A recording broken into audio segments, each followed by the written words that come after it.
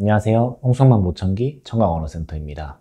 지난 2025년 9월 9일 애플에서 드디어 에어팟 프로 3를 공개했습니다. 에어팟 프로는 2세대 때부터 FDA 승인을 거쳐 OTC 보청기로 활용되고 있는데요. 이번 영상에서는 에어팟 프로 3의 OTC 보청기 기능에 대해서 한번 알아보도록 하겠습니다. OTC 보청기란 전문가의 처방이 없이 개인이 구매해서 사용할 수 있는 보청기를 의미를 합니다. 미국에서는 박사학위나 자격시험을 합격한 오디올로지스트만 보청기를 처방을 하고 보청기를 판매를 하여 난청인에게 소리를 들려주게끔 할 수 있습니다. 근데 이 OTC 보청기 같은 경우에는 전문가의 처방이 없이도 개인이 구매를 해서 본인 스스로 청력 검사를 하고 이제 보청기를 통해서 사용을 할 수 있는 것을 의미를 하고 있습니다. 애플은 에어팟 프로 2세대를 2024년 9월에 FDA 승인을 통해서 보청기 기능을 갖춘 디지털 기기로 등록이 되게 되었습니다. 이로써 아이폰을 통해 어플리케이션을 가지고 청력 검사를 자가 진단을 통해서 본인이 소리를 조절을 해서 에어팟 프로를 가지고 보청기 기능을 활용할 수 있게 되었습니다. 애플은 이번에 에어팟 프로 3세대를 출시를 하면서 전 세계 100여 국의 나라에서 보청기 기능을 사용할 수 있을 거라고 발표를 했지만 아직 우리나라에서는 에어팟 프로를 가지고 보청기 기능을 사용할 수 없는 상황입니다. 이것은 아마도 우리나라의 경우 식약처 인증을 받아야 되는데요. 그 부분이 아직 제한적이지 않나 그렇게 생각을 하고 있습니다. 그러나 추후에는 곧 에어팟 프로를 보청기 기능을 사용할 수 있지 않을까 한국도 그렇게 내다보고 있습니다. 이번에 공개된 에어팟 프로 3세대는 이전 세대에 비해 기술력이 다소 증가하였습니다.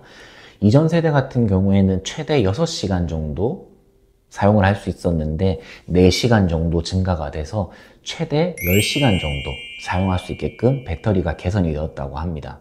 또한 스트리밍을 통해서 음악을 들을 때 액티브 노이즈 캔슬레이션이라는 기능이 최대 8시간 정도 사용할 수 있다고 해서 이 부분에서도 약간의 개선을 볼 수 있습니다. 보통 미국의 $500 미만의 OTC 보청기 중에 배터리 사용량이 좀 짧다는 평가를 받는 게 에어팟 프로였는데요. 이번엔 그래도 최대 10시간 정도 사용할 수 있다고 해서 약간의 기술 개선이 되는 것을 확인할 수 있을 것 같습니다. 그러나 이렇게 쉽게 살 수 있는 $500 미만이니까 하나로 한 30만 원을 조금 넘어갈 텐데요. 이렇게 쉽게 살 수 있는 OTC 보청기인 에어팟 프로의 경우 여전히 약간 부족한 요소들이 있습니다. 첫 번째는 난청이 심할 경우 사용할 수 없습니다. 경도에서 중도 정도까지 커버 가능한 소리 증폭을 할 수 있다고 하는데요. 미국의 리서치 자료에 따르면 65dBH를 넘어가는 순간 에어팟 프로 같은 경우에는 소리 크기가 적절하지 않다라고 평가를 하고 있는 것 같습니다. 두 번째는 아무래도 전문가를 통해서 소리를 조절하는 것이 아니기 때문에 그렇기 때문에 범용 프로필을 통해서 자동으로 조절이 되는 소리 크기를 가지고 사용을 하는 것이기 때문에 보청기는 세밀하게 주파수 대역별로 나누어서 조절을 하는 것에 비해 에어팟 프로 같은 경우에는 전문적이지는 못한 증폭을 통해서 듣는 거므로 약간 소리의 음질이라든지 증폭량도 조금 부족하거나 이제 보청기에 비교했을 때 당연히 조금 떨어질 수밖에 없을 것 같습니다. 세 번째는 장시간 사용하게 될 경우 저도 에어팟 프로 2세대를 사용을 하고 있는데 사실 이번에 3세대로 바뀌면서 귀에 들어가는 이어팁도 조금 개선이 되었다고 하더라고요. 아직 저는 사용하지 않아서 모르겠지만 어쨌든 그럼에도 불구하고 기성형 이어팁을 통해서 사용을 하고 그리고 다소 무거운 이제 형태이기 때문에 장시간 사용했을 때 착용감에 있어서 여전히 불만족스러울 거라는 예상을 하고 있습니다. 마지막은 교체에 관련된 건데요. 그 귀에 들어가는 이어팁 역시 에어팟 에어팟을 오래 사용을 하고 있으면 이어팁을 교체를 해야 되는데 이게 비용이 발생하는 것이 문제가 될 수 있고, 그리고 일반적으로 충전식 보청기 같은 경우에는 비용을 지불을 해서 배터리를 교체하는 경우 있습니다. 저번 영상에서 리튬이온 배터리에 대해서 이제 설명을 할 때 잠깐 언급을 했었죠. 근데 이 에어팟 프로 같은 경우에는 별도의 배터리 교체 서비스는 제가 알기론 없는 것으로 알고 있습니다. 그래서 이제 오랜 시간 사용하게 되면 당연히 배터리 소모량은 수명이 줄어들 수밖에 없는데, 그렇게 됐을 때 하루 종일 사용하기에는 조금 무리가 있지 않을까, 그렇게 보고 있습니다. 뭐 이런 요소들 중에서도 가장 큰 불편함이라 해야 될까요?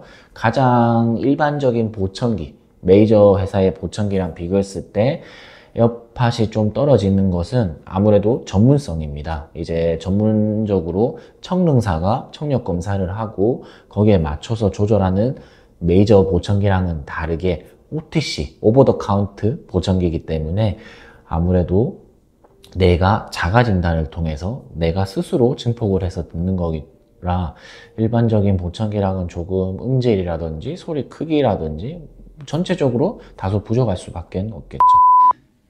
사실 에어팟 프로의 OTC 보청기 기능은 낮은 가격을 투자를 해서 이제 난청을 확인을 하고 경도 수준의 난청 수준에서는 한 번쯤 해볼 수 있는 좋은 계기로 보기에는 나쁘지 않을 것 같습니다. 뭐 원래 기능적인 면이라든지 스트리밍이라든지 노이즈 캔슬링 기능도 워낙 좋은 무선 이어폰이기 때문에 저도 사용을 하고 있지만 그런 점에서는 굉장히 좋은 기기라고 생각을 하고, 앞으로는 이게 번역 시스템을 자동으로 해서 하는 기능도 들어간다고 하더라고요. 그래서 너무 좋은 기기임은 부정할 수 없는 사실인 것 같습니다. 그러나 난청이 있는 경우에 전문가의 상담을 배제를 하고 본인 스스로 진단을 하고 거기에 맞춰서 이제 증폭을 한다라는 건 청가각적으로는 사실 되게 막 이렇다 할 메리트는 금액 대비, 그리고 이게 보청기처럼 보이지 않는 그런 심미적인 장점은 있을 수 있겠죠. 그렇지만 이제 난청이 심하거나 청력의 저하가 좀 많이 손상이 되었을 때는 전문가의 상담이 반드시 필요로 할 것이라고 느끼고 있고, 미국에서도 당연히 그렇다고 얘기를 하더라고요. 그리고 또 난청이 있는 유소아한테는 사용하지 않도록 당부하고 있다고 합니다. 아무래도 이건 OTC라는 개념이기 때문에. 그래서 결과적으로 청력 손실이 있다라고 하면 이제 보청기 센터에 공부를 한 청릉사를 만나서 상태가 어떤지 확인을 하고 거기에 맞춰 가지고 정확한 보청기, 적절한 보청기를 사용을 하는 것이 좋지, 에어팟 프로 3에 OTC 보청기 기능이 추가된다라고 해서 보청기가 필요 없는, 대체할 수 있는 아이템은 아니라고 생각을 합니다. 여전히 보청기는 필요로 할 것이고, 이제 이 OTC 보청기라는 이 새로운 아이템들은 별도의 시장이라고 봐야 될 것 같아요. 우리나라에도 다양한 OTC 보청기들이 언젠가는 활성화가 될 거라고는 보지만 지금 당장 OTC 보청기 시장이 커질 거라고 생각하진 않습니다.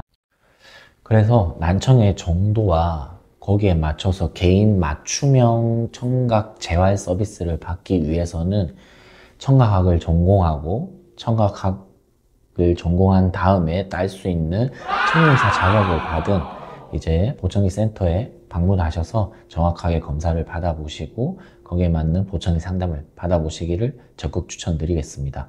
에어팟 프로 3세대의 보청기 기능이 우리나라에서도 사용할 수 있게 되는 날이 오면 저도 한번 에어팟 3세대를 구매를 해서 사용을 해보고 거기에 맞춰가지고 다시 한번 영상으로 소개시켜 드릴 수 있는 날이 언젠가는 오겠죠. 그러면 그때 또 에어팟 프로 3세대의 보청기 기능에 대해서 한 번 더 소개시켜 드리러 인사하도록 하겠습니다. 오늘은 여기까지였습니다. 네, 홍성만 보청기 청각언어센터였습니다. 다음 영상에서도 또 만나요. 안녕. 홍성만 보청기 유튜브 채널 구독과 좋아요 부탁드립니다. 다양한 청각 정보와 보청기 소식. 재미없는 보청기 센터 유튜브가 아닙니다. 재미있고 유익한 홍성만 보청기 유튜브. 저기서 끝이 아닙니다. 보청기와 청각에 관련된 궁금한 내용을 댓글 남겨주세요. 영상으로 알려드릴게요. 홍성만 보청기 유튜브 채널 구독과 좋아요 부탁드립니다.